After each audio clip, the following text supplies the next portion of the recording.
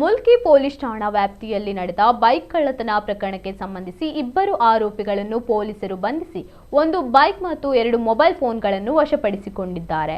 ಸುರತ್ಕಲ್ ಮುಕ್ಕ GM road ನಿವಾಸಿ 36 ವರ್ಷ ಪ್ರಾಯದ ಮೊಹಮ್ಮದ್ ರಾಜಿಕ್ ಮತ್ತು ಬೈಕಂಪಾಡಿಯ ಅಂಗರಗುಂಡಿ ನಿವಾಸಿ 31 ವರ್ಷ ಪ್ರಾಯದ ಉಬೈದತ್ ಹೈದರ್ ಬಂಧಿತ ಆರೋಪಿಗಳು.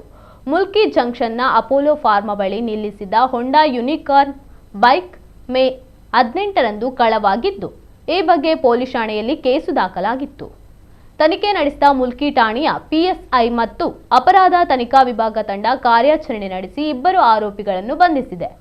ಆರೋಪಿಗಳಿಂದ ಅವರು ಕದ್ದ 20,000 ರೂಪಾಯಿ ಮೌಲ್ಯದ ಹೊಂಡಾ ಯೂನಿಕಾರ್ ಬೈಕ್ ಮತ್ತು 18,000 ರೂಪಾಯಿ ಮೌಲ್ಯದ ಮೊಬೈಲ್ ಫೋನ್ ವಶಪಡಿಸಿಕೊಳ್ಳಲಾಗಿದೆ.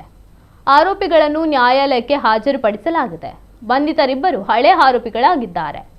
ಆರೋಪಿ ಮೊಹಮ್ಮದ್ ರಾಜಿಕ್ ವಿರುದ್ಧ ಈ ಹಿಂದೆ 2019, 2023 ಮತ್ತು 2014ರಲ್ಲಿ ಪಣಂಬೂರು, ಮುಲ್ಕಿ ಮತ್ತು ಸುರತ್ಕಲ್ ಪೊಲೀಸ್ ಠಾಣೆಗಳಲ್ಲಿ ಎನ್ಡಿಪಿಎಸ್ ಕಾಯ್ದೆಯಡಿ ಕೇಸು ದಾಖಲಾಗಿವೆ.